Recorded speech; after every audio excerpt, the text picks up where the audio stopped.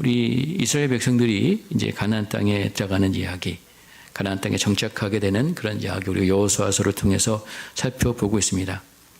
약속의 땅에 들어가서, 그 가나안 땅에 들어가서 그들이 이제 그 땅에 정착하면서 하나님께서 주시는 안식을 그들이 이제 누리게 됩니다. 여호수아 21장에 보면은 이제 그들이 땅을 잘 분배받아서 정착을 하면서 이제 하나님께서 이제 이스라엘 백성들에게 그 땅을 다 주셨고 그것을 차지하게 해주셨기 때문에 여호수아 21장 42절에 보면 여호와께서 그들의 주위에 안식을 주셨으되라고 얘기합니다. 안식을 주셨다라고 이야기하고 있어요. 자, 하나님은 우리에게 안식을 주시기 원하십니다. 안식을 주시기 원하세요. 우리가 그래서 예수를 믿고 우리가 하나님의 자녀로 우리는 날마다 안식을 누려야 됩니다. 안식을 누리지 못한다면 그러면 우리의 신앙이 문제가 있는 거죠. 오늘도 이 예배를 통해서 다시 한번 하나님 안에서 안식을 회복하는 우리 모든 성도님들 되시기를 주의 이름으로 간절히 축복합니다. 이 여호수아서 말씀을 보면 이제 이스라엘 백성들 하나님께서 여호수아를 통해서 요단강을 건너게 하셨어요. 그리고 이제 여호수아 12장까지 보면 이제 전쟁을 통해서 그들이 이제 땅을 이제 차지하게 하셨습니다. 그리고 이제 13장부터 이제 21장까지는 이제 차지한 땅들, 그리고 또 아직 차지하지 못한 땅들을 그들에게 분배하여서 그 각 지파들에게 땅을 이제 나누죠. 자, 하나님께서 이 땅을 나누시는 방식은 우리가 알듯이 힘의 원리로 분배하지 않습니다. 강한 자가 많이 갖고 약한 자는 적게 갖고, 강한 자는 아주 좋은 땅을 취하고 약한 자는 척박한 곳을 취하게 하지 않으신다는 거죠. 그는 세상의 방식이지만 하나님께서는 전혀 다른 방식으로 바로 제비뽑기를 통해서 이스라엘 백성들에게 그 지파별로 알맞은 땅들을 하나님께서 허락해 주십니다. 또 땅을 분배할 때 또 우리가 알듯이 이 여호수아, 당시 지도자였던 여호수아는 가장 마지막에 자기의 땅을 분배받는 것도 보면 하나님 나라의 방식, 하나님의 방식은 전혀 세상의 방식과는 다르다는 거죠. 자, 이제 땅을 분배를 마친 다음에 마지막으로 어떤 땅을 분배하냐면 레위 지파 사람들에게 땅이 분배됩니다. 물론 레위 지파는 다른 지파들처럼 땅을 분배받지 못했어요. 그 대신 그들은 이 12지파가 분배받은 땅 중에서 흩어져 살면서 그 지파들이 이제 공급해 준 허락한 그 성읍들에서 그들이 살게 됩니다. 그래서 그들의 레위 지파에게 허락된 성읍이 성경에 보면 48개나 되었다라고 이야기합니다. 48개. 각지에 흩어져서 최소한의 어떤 거주지, 목초지가 그들에게 허락되었어요. 그래서 레위 지파는 그곳에 거주하면서 흩어져 살면서 그렇죠? 그 흩어진 이 지파, 이제 각 지파들에게 하나님의 말씀 율법을 가르치고 그들이 하나님을 잘 섬길 수 있도록 가나안 문화, 우상 문화에 그들이 유혹에 넘어가지 않고 성결한 삶을 유지하여서 하나님을 잘 섬길 수 있는 그런 역할을 하면서 그들을 가르치면서 지도하면서 그들은 생활을 했던 겁니다. 자, 이 레위 지파에게 48개 성읍이 이제 하나님께서 그들에게 허락해 주셨는데 그 중에 6개가 바로 오늘 우리가 살펴보게 될 바로 도피성입니다. 자, 하나님께서는 이스라엘 백성, 이 가나안 땅에 6개의 도피성을 두었어요. 자, 오늘 성경에 보면 이제 여호와께서 이제 여호수아에게 말씀하십니다. 1절에 여호와께서 여호수아의 말씀을 이르셨다라고 얘기하고 있죠. 그리고 2절에 보면 이스라엘 자손에게 말하여 이르기를 내가 모세를 통해 너에게 말한 도피성을 너희를 위하여 정하여. 그렇죠? 자, 도피성을 지금 정해라, 지정해라라고 말씀하시는데 이것은 이 여호수아 이전에 누구를 통해 먼저 말씀하셨다고요? 모세에게 먼저 말씀하신 그런 내용이에요. 그래서 이제 그 모세에게 말씀하신 그 내용을 이 여호수아를 통해서 이제 행하라고 명령하고 계신 겁니다. 자, 여러분 이제 그들이 땅에 정착해서 이스라엘 백성들이 잘 살기 위해서는 그들이 더불어 살기 위해서는 그들이 공동체에서 법이 필요하죠. 법. 질서를 유지하게 살아가기 위해서 법이 필요합니다. 그래서 그들에게 하나님께서 주신 것이 바로 하나님의 말씀 율법이에요. 자, 율법 가운데 이런 내용이 있습니다. 신명기 19장 21절 말씀을 보면은 우리 한번 같이 한번 읽어볼까요? 시작. 내 눈이 신명기 19장 21절 시작. 내 눈이 긍휼히 여기지 말지니 생명에는 생명으로, 눈에는 눈으로, 이에는 이로, 손에는 손으로, 발에는 발로이니라. 그렇습니다. 여러분 우리 잘 아는 내용이죠. 눈에는 눈, 이에는 이, 생명에는 생명. 자, 여러분 이게 바로 이런 법 규정이 있죠. 우리가 이런 법 규정 뭐라고 얘기하냐면 동해보복법이라고 얘기합니다. 동해. 그러니까 동일한 상해나 배상을 원칙으로 하는 그런 일종의 처벌법이에요. 자, 여러분 이 법이 율법에 있지만 이 법은 율법에만 있는 법이 아닙니다. 당시에 그 고대 사회에서 통용되는 법이에요.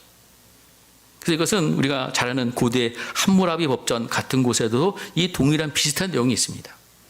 또 이 로마 성문법에도 이런 조항들이 항상 있어요.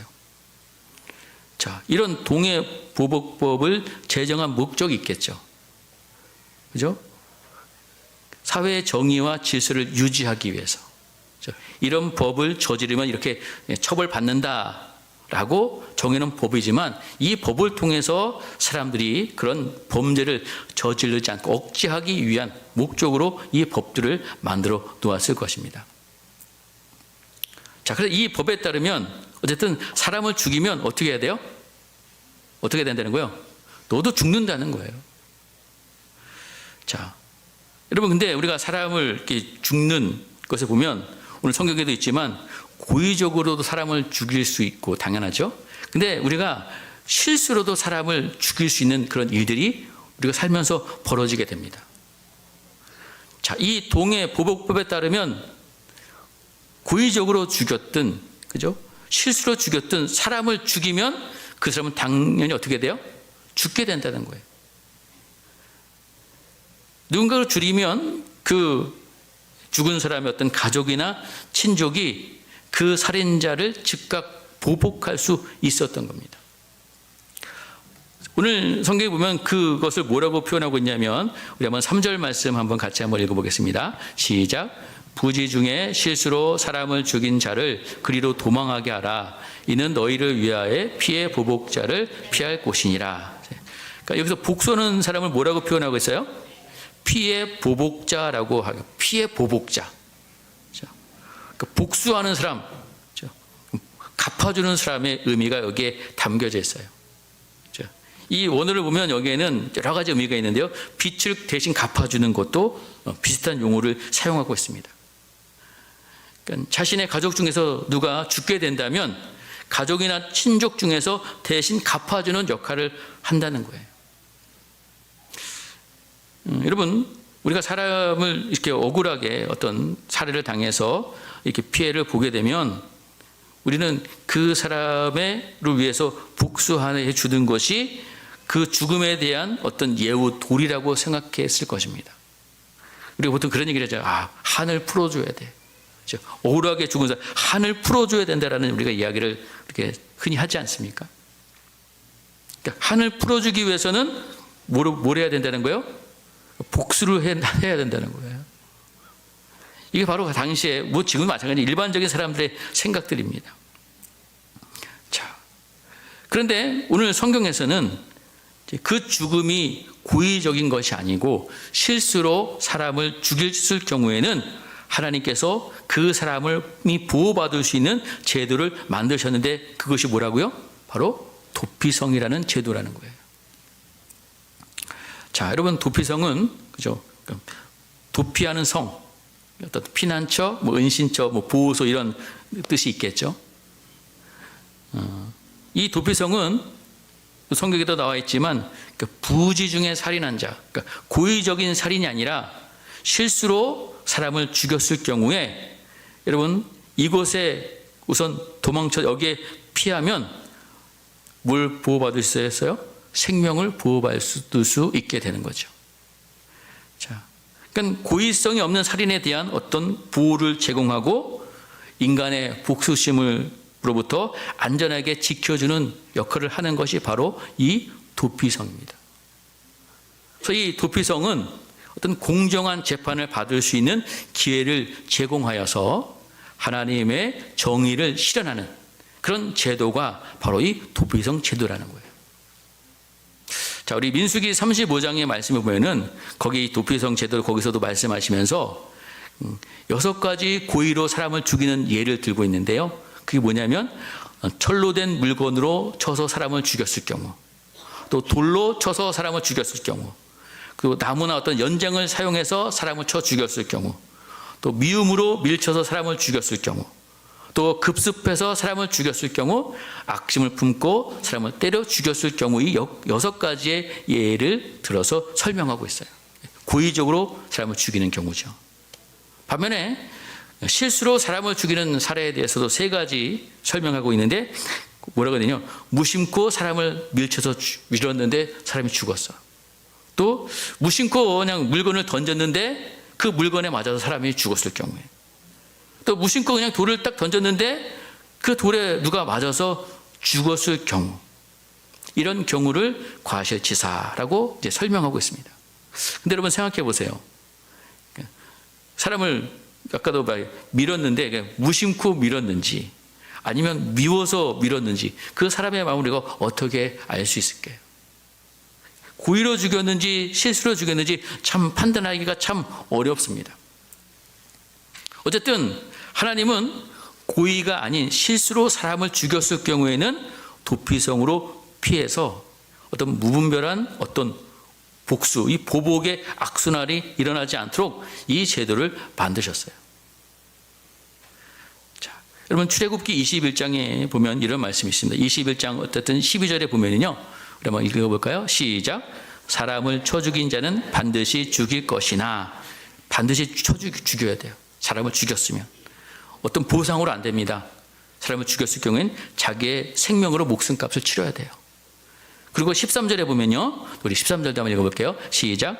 만일 사람이 고의적으로 한 것이 아니라 나 하나님이 사람을 그의 손에 넘긴 것이면 내가 그를 위하여 한 것을 정하리니 그 사람이 그리로 도망할 것이며. 이 출애굽기 21장 13절에는 실수로 죽인 것을 뭐라고 표현하고 있어요? 하나님이 사람을 그의 손에 넘겼다라고 표현한 겁니다. 실수로 죽었어요. 그러면 그것은 하나님께서 그 죽은 사람을 그 사람의 손에 넘겼다라고 이렇게 성경은 이야기하고 있는 거죠. 그렇죠. 우리가 성경에 보면 예수님께서 말씀하시잖아요. 참새 한 마리가 한 아사리온에 팔리는 것도, 그렇죠? 누구 허락 없이는 안 돼요? 하나님의 허락 없이는 안 되는 겁니다. 하나님께서 모든 생명의 주관자가 되시기 때문에. 그러니까 고의로가 아니라 실수로 사람을 죽였다면 그것은 어떻든 크게 영적으로 보면 다 이 하나님의 어떤 섭리 가운데 있다는 거예요.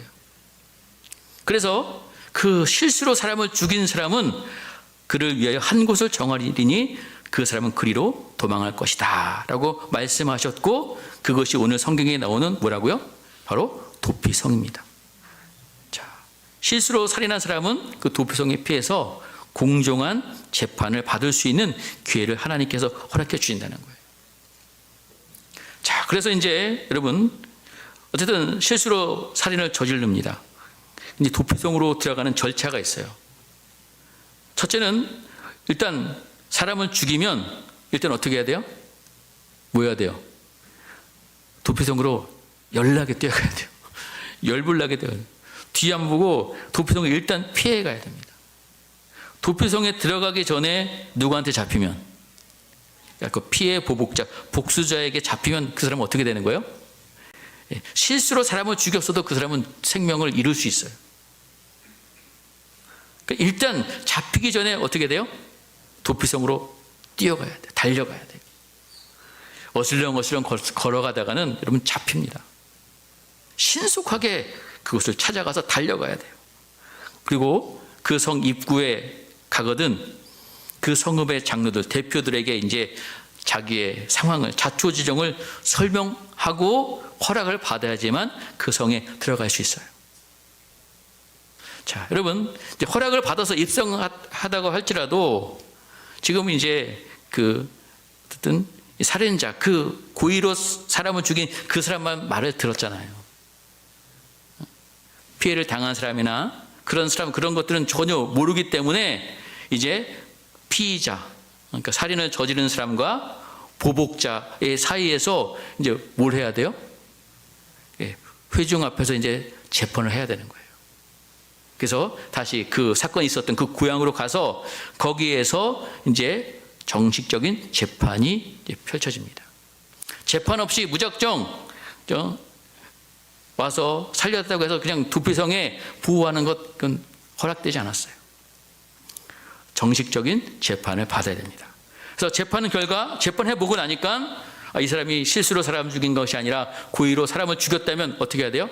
이 사람은 저 피해 보복자에게 넘겨져서 그는 죽을 수밖에 없는 거예요. 사형에 치여질 수밖에 없는 거죠. 근데 이제 재판을 해보니까 정말로 그가 말한 대로 과실치사로 고의로가 아닌 실수로 사람을 죽인 것이 판명되면 그 사람은 이제 도피성으로 돌아와서, 그가 찾아갔던 도피성에 돌아와서 거기서 쭉 살아야 됩니다. 거기서 떠나면 안 돼요. 자, 사형은 면했지만 어쨌든 그가 생명을 해한 책임에서 자유로울 수 없기 때문에 그는 가족을 떠나서 이제 그 도피성에서 그는 살아갈 수밖에 없는 처지에 놓이게 됩니다. 그러면 그 도피성에서 도피한 그 가해자 언제까지 거기에 살아야 되는가? 성경에 나와 있죠. 누가 죽기까지요? 대제사장이 죽기까지 거기에 살아야 돼요. 당시에 대제사장이 죽으면 이 사람 어떻게 돼요? 자기 집으로 돌아갈 수 있게 되는 겁니다. 그러니까 대제사장이, 나이가 많은 대제사장이 있다면 거기에 도피성에 거주하는 기간이 짧게 되겠죠.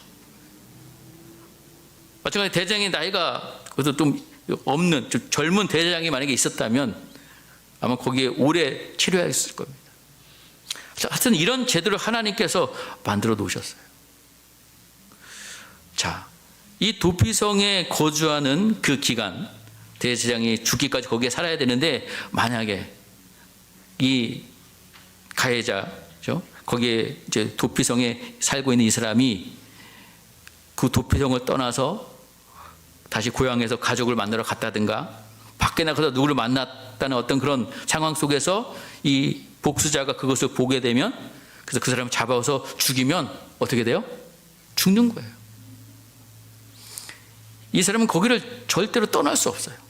대제사장이 죽기까지. 이것이 바로 도피성을 운영하는 원리입니다.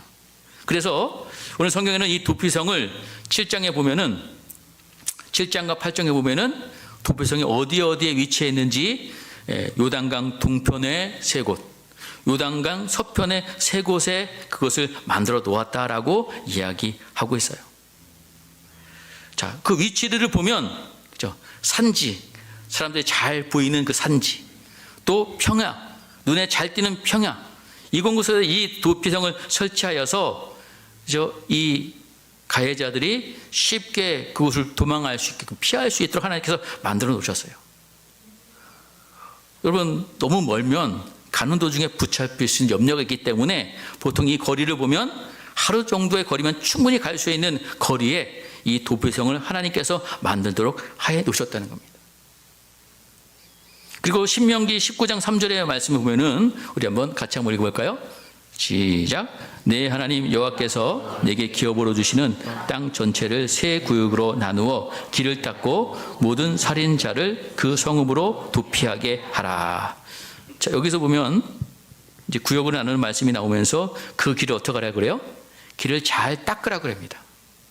길을 잘 닦는 이유 중에 하나가 뭐예요? 뭐라 그래요? 살인자들이 그 성읍으로 어떻게 해요? 잘 도피할 수 있도록.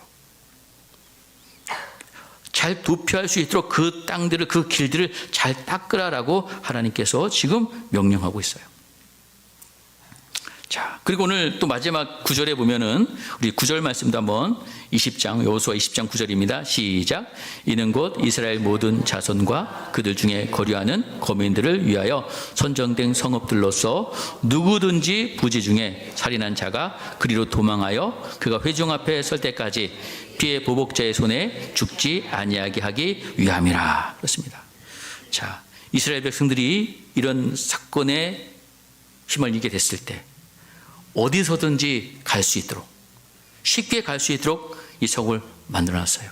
또한 누구든지 갈 수 있도록, 차별 없이 누구든지 이 도피성에 동어망하면 재판을 받을 때까지, 그래도 재판을 받아서 그가 어떤 부지 중에 살인한 자라는 것이 판명되면 대제사장이 죽을 때까지 거기에서 그는 거하면서 그는 살 수 있는 길을 하나님께서 허락해 주셨다는 것이 바로 오늘 이 도피성 제도의 이야기입니다. 여러분, 이 도피성은 하나님의 정의와 또 하나님의 은혜가 이 도피성 제도 가운데 담겨져 있어요. 아까도 얘기했지만 동해보복법은 이스라엘뿐만 아니라 당시에 그 주변에 모든 고대사의 많은 사람들이 사용하는 그 법입니다. 그러나 그 법에 약점이 있어요. 이렇게 부지 중에 살인했을 경우에 그들은 어떻게 처리했을까? 우리는 잘 모르겠지만 하나님께서는 이스라엘 백성들이 이 도피성 제도를 통해서 억울한 죽음, 또 그 생명을 하나님께서 정말 아끼시는 그런 하나님의 뜻과 섭리가 여기에 담겨져 있습니다. 살인과 같은 어떤 복수가 반복되지 않는 그런 건강한 공동체, 안전한 공동체를 세우기 위한 이런 제도예요. 이런 제도가 없으면 여러분 어떻게 됐을까요? 우리가 여러 가지 영화나 이런 건 보잖아요. 여러분, 한 번 사람을 어떻게 실제로 죽였든 죽이게 되면 그 복수가 어떻게 됩니까? 계속 악순환되게 돼 있어요. 어떤 것을 돈으로 보상해도 그게 되지 않습니다. 여러분, 이런 제도가 없었다면 그 사회에서는 항상 사람들이 어떤 마음으로 살까요? 이런 범죄에 연루됐다면 항상 불안과 공포 속에 살 수밖에 없어요. 자, 하나님께서는 이 이스라엘 공동체에게 이 도피성 제도를 만드셔서 더욱더 안전하고 평화롭고 합리적인 공동체, 건강한 공동체를 만들기 위한 하나님의 은혜의 방편이 바로 이 도피성 제도라는 것입니다. 자, 그럼 그렇다면 이 도피성 제도가 오늘 이 시대를 살아가는 우리에게 어떤 의미가 있느냐라는 것을 우리가 한번 살펴보기를 원해요. 자, 여러분, 이 신약 시대를 살아가고 있는 우리들을 구원하시기 위한 도피성, 우리를 지키시고 보호하시기 위한 도피성을 하나님께서 우리에게도 허락해 주셨는데, 여러분, 그것이 무엇이고 그것이 무엇을 의미하는가? 바로 여러분, 이 도피성은 바로 이 시대에 예수 그리스도를 의미하는 그런 중요한 의미가 있다는 사실을 우리는 기억해야 될 줄 믿습니다.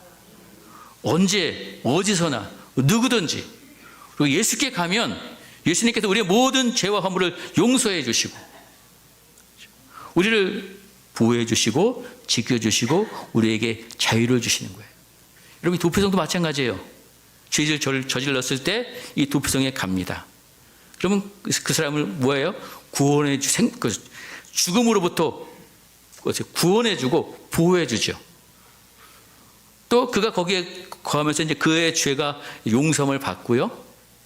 또 대제사장이 이제 죽으면 완전히 뭘 얻게 되는 거예요? 다시 자유를 얻게 되는 거죠. 그러면 여기에 예수 그리스도를 통한 하나님의 구속의 은혜가 담겨져 있다는 거예요. 히브리서 6장 18절 말씀에 보면은 이런 말씀이 있는데요. 히브리서 6장 18절 말씀입니다. 한번 같이 한번 읽어볼까요? 시작. 이는 하나님이 거짓말하실 수 없는 이 두 가지 변하지 못할 사실로 말미암아 앞에 있는 소망을 얻으려고 피난처를 찾는 우리에게 큰 안위를 받게 하려 하심이라. 이 도피성이 우리의 피난처 되시는 예수 그리스도의 무용인데요. 우리 히브리서 6장 18절 말씀 보면은 그 중간에 보면은 앞에 있는 소망을 얻으려고 피난처를 찾는 우리란 말씀이 있어요. 이것은 바로 이 영적인 도피성인 예수 그리스도를 향하여 그것을 향하여 질주하고 있는 우리 성도들의 모습을 지금 표현하고 있는 겁니다. 앞에 있는 소망. 여러분, 살인을 저질렀어요. 실수로. 여러분, 이 사람에게는 이제 소망이 없어요. 왜? 잡히면 죽어요. 죽는 길만 남았어요. 근데 이 사람에게 한 가지 딱 소망이 있는 거예요. 그 소망이 뭐죠? 바로 도피성입니다. 저 앞에 보이는 저 멀리 있는 저 도피성, 그 도피성을 향하여서 저기만 가면 내가 살 수 있는 거예요. 거기에 소망이 있는 거예요. 그럼 그 소망을 향해서 어떻게 해야 돼요? 어떻게 해야 돼요? 뛰어야 돼요. 전심전력으로 가는 겁니다. 왜요? 천천히 가다가는 어떻게 돼요? 자칫 잘못하다간 피해 보복자에게 잡히면 죽거든요. 도피성이 너무 멀면 잡힐 수밖에 없어요. 근데 그 도피성은 하루길이면 충분히 갈 수 있는 가까운 곳에, 저 눈에 보이는 곳에 하나님께서 백성들에게 허락해 주신 것처럼 우리에게도 예수 그리스도 이 땅에 보내주셔서 누구든지 그 예수께로 가면 구원을 얻고 죄 사함을 받고 하나님의 은혜를 누리게 되는 축복을 허락해 주신다는 사실을 오늘 성경 우리에게 말씀해 주고 계신 것입니다. 여러분, 이 도피성에 그가 당도했을 때 얼마나 그 당도하게 거기까지 얼마나 공포와 두려움에 사로잡혀 있겠습니까? 잡히면 죽는데 도피성에 딱 당도했을 때 이제 장로 만나서 딱 설명하고 이제 도피성에 딱 들어가면 이제 나 이제 살았구나. 큰 안위를 얻게 되는 거예요. 여러분, 영적인 도피성인 예수 그리스도, 여러분 그 성은 가장 견고하고 가장 안전한 우리의 피난처고 우리의 산성이고 요새가 됩니다. 여러분, 그분께 피하는 것, 여러분 그곳에서 우리는 큰 안위를 얻게 된다는 사실을 우리는 기억해야 될 줄 믿습니다. 시편 91편 1절에서 4절까지의 말씀을 보면은 우리 한번 같이 한번 읽어보겠습니다. 시작. 지존재의 은밀한 곳에 거주하며 전능자의 그늘 아래 사는 자여, 나는 여호와를 향하여 말하기를 그는 나의 피난처요 나의 요새요 내가 의뢰하는 하나님이라 하리니 이는 그가 너를 새 사냥꾼의 올무에서와 심한 전염병에서 건지실 것이미로다. 그가 너를 그의 기치로 덮으시리니 네가 그의 날개 아래 피하리로다. 그의 진실함은 방패와 손 방패가 되시나니 라고 시편 기자가 말하고 있어요. 여기 지존재의 은밀한 곳이라는 것은 뭘 얘기하느냐? 바로 휘장 안에 있는 그 지성소를 이야기합니다. 그건 아무나 갈 수 없죠. 그건 하나님을 만나는 장소이기 때문에. 근데 여러분, 이것보다 더 안전한 곳이 없다는 거예요. 그곳이 바로 피난처고 요새라는 겁니다. 뒤에서 새 사냥꾼과 같은 사단이 우리의 영혼을 사냥하게 쫓아왔을 때 우리가 그 지존재의 은밀한 곳에 우리가 숨으면, 피하면 우리는 그곳에서 살 수 있는 거예요. 여러분, 그곳은 한시적인 어떤 도피성이 아니라 우리의 영원한 피난처입니다. 영원한 도피성이 되는 거예요. 자, 여러분, 이보다 더 큰 소명이 없다는 것, 이보다 더한 안위는 없다는 것을 우리는 기억하면서 우리에게 예수 그리스도를 통해서 이런 은혜를 베푸신 하나님 앞에 영광과 감사를 올릴 수 있는 우리 모든 성림 되시기를 주의 이름으로 간절히 축원드립니다. 여러분, 아까도 말씀드렸듯이 이 가해자가 도피성에 머무르는 그 기간, 대제사장이 죽기까지 거기에 머물러 있어야 돼요. 그 전에 나올 수가 없어요. 근데 여러분, 만약에 대제사장이 죽었다는 소식을 듣게 되면 드디어 이 사람은 집으로 돌아갈 수 있습니다. 완전한 자유의 몸이 되는 거죠. 자, 여러분, 당시에 여러분 대제사장이 죽었다는 이 소식이 백성들에게 어떤 소식이에요? 슬픈 소식이죠. 자신들을 위해서 그동안 애썼던 대제사장이 죽었다면 그건 슬픈 소식이겠지만 이 지금 도피성에 갇혀 있는 거기서 살 수밖에 없는 이 사람에게는 그 대제사장이 죽었다는 소식은 슬픈 일이지만 한편으로는 어떤 소식이에요? 좋은 소식이죠. 복음입니다. 왜? 이제 자기가 어떻게 됐어요? 집으로 돌아갈 수 있기 때문에. 자, 여러분, 우리에게 있는 대제사장이 바로 누구세요? 예수님이시잖아요.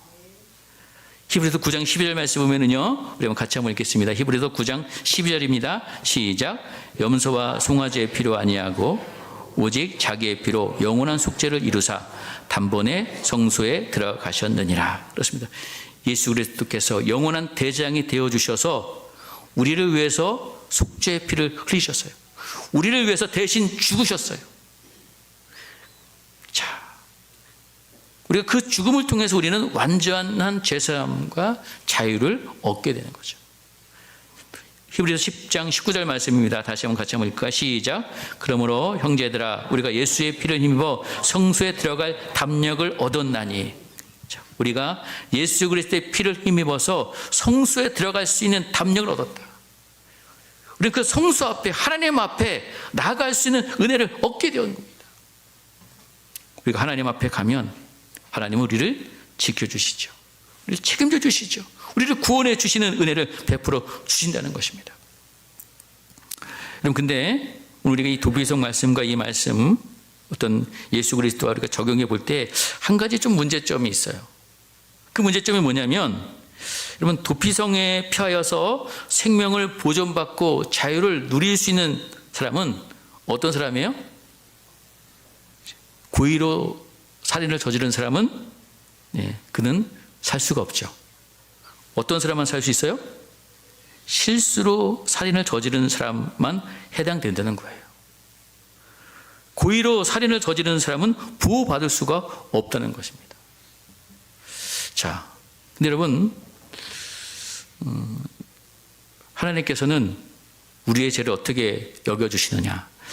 예수님께서 우리 십자가상에서 기도하시는 그런 내용 말씀 가운데 누가복음 23장 34절 말씀이 있습니다.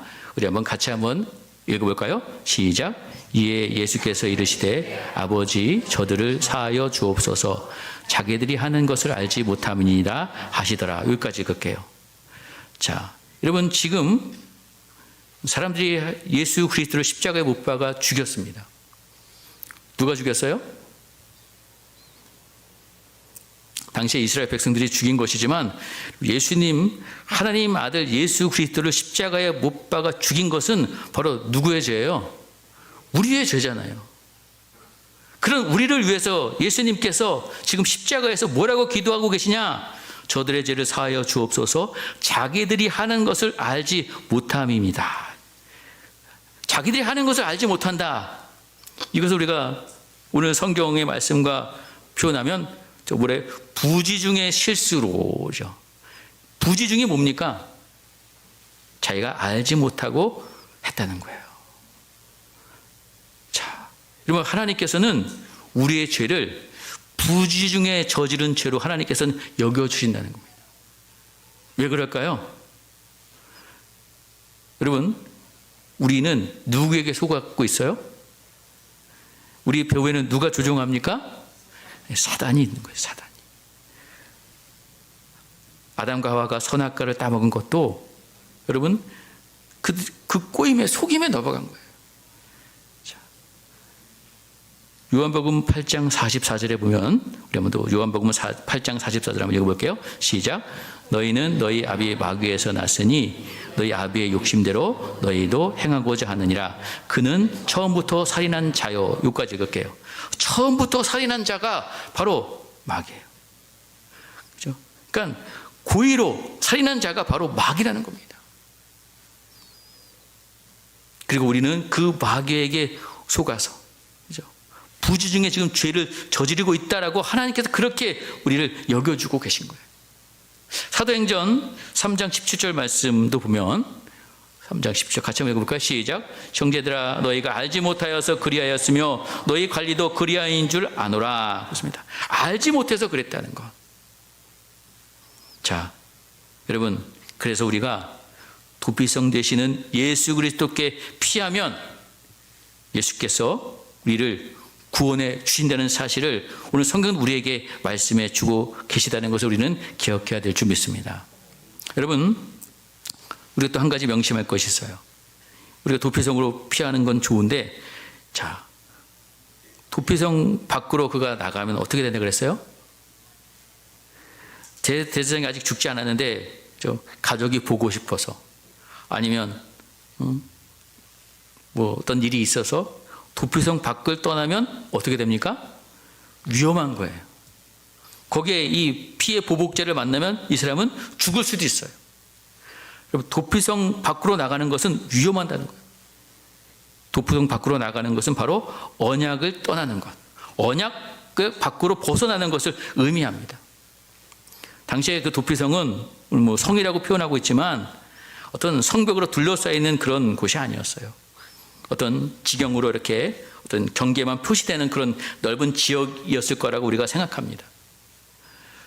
그렇기 때문에 어떤 눈에 보이는 시각적으로 어떤 벽이 있어서 그걸 경계하는 것이 아니라 어떤 그런 어떤 눈으로 그냥 뚝 봤을 때 어떤 경계 표시로만 있었기 때문에 중요한 것은 이것을 떠나느냐 안 떠나느냐, 언약 밖에 있느냐 언약 안에 있느냐, 이것이 참 중요하다는 거예요.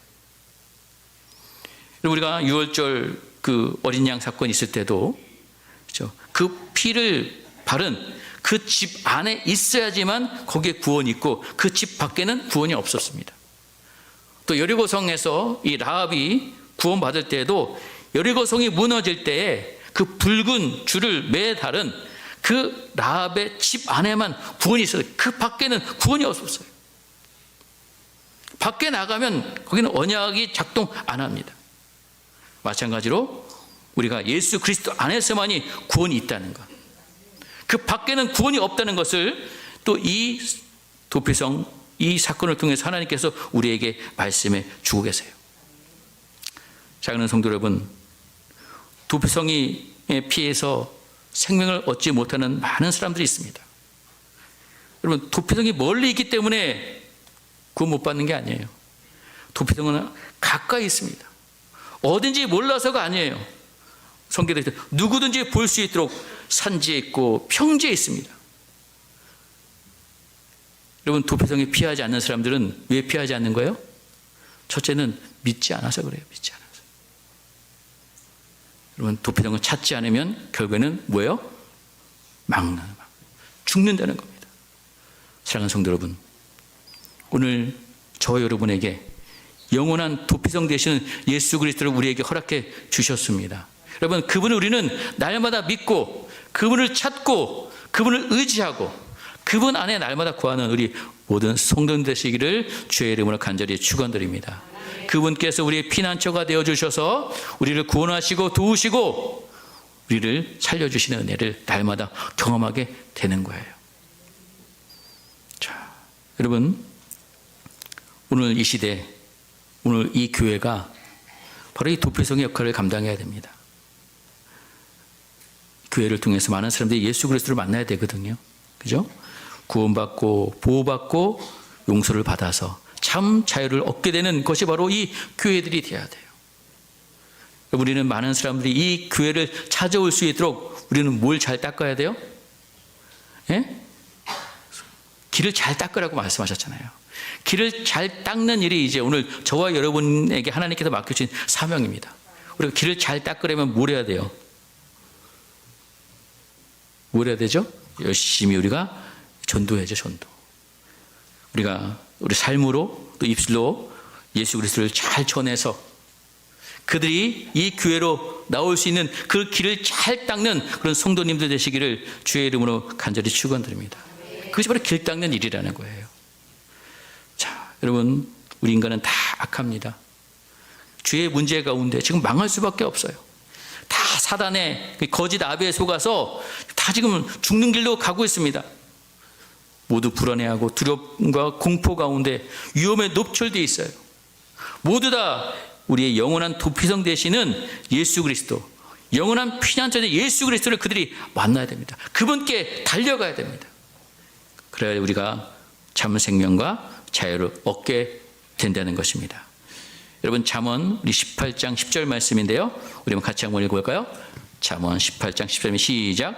여호와의 이름은 견고한 망대라. 의인은 그리로 달려가서 안전함을 얻느니라. 아멘. 우리는 여기로 날마다 달려가시길 바랍니다.